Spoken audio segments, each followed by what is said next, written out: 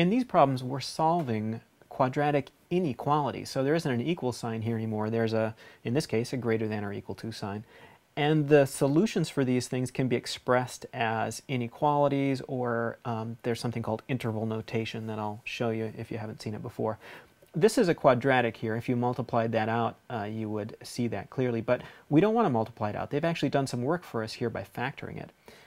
What we're going to do, if you think about this, this is a quadratic that has a positive coefficient of x squared. So we know it's going to open upward, and it looks like it's going to have two spots where it crosses the x-axis here.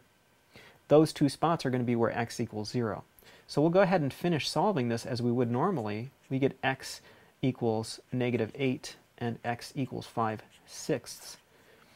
Now, those are these points right here. So I've got -8 and I've got 5/6.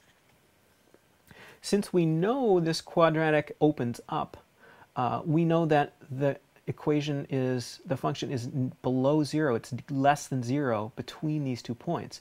And that does not satisfy the inequality. The inequality says it's where it's greater than or equal to 0, which would be here and up this way, and here and up this way. So our solution is going to be this wing and this wing. However, if you weren't sure, one good thing to do, if you hadn't drawn a picture, you could just test a point. If you know the places where it intercepts the x-axis are -8 and 5/6, you could choose a point in between, say 0, that's an easy one, and just plug it in. 0 plus 8 times 0 minus 5, that's going to be a -40. Is that greater than 0? No. So this chunk in between those two is not in your solution set. So we can write this part of the equation as x is, or the inequality as x is less than or equal to -8.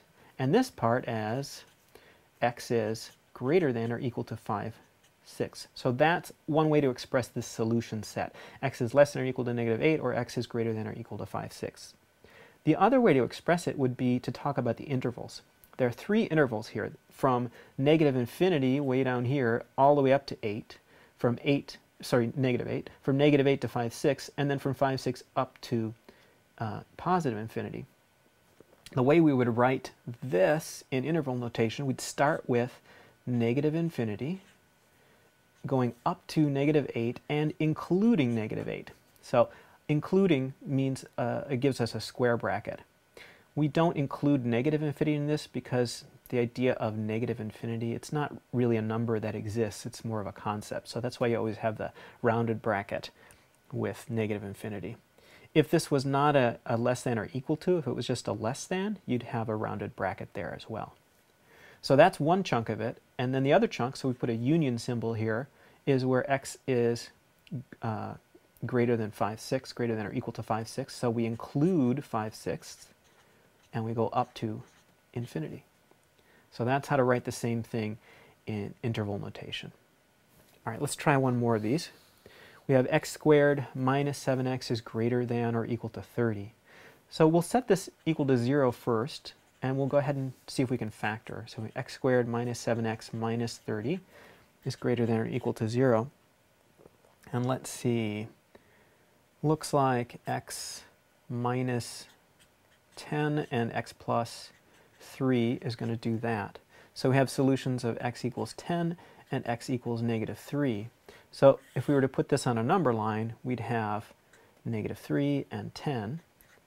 And let's just do it without drawing a picture this time. Let's just test a point so we can figure out on which intervals this holds true. So I'm going to choose the point 0 because it's usually really easy to do, and it's between -3 and 10, so I'm testing this region in here. And if I put in 0 up here, I would get 0 minus 0 is greater than 30.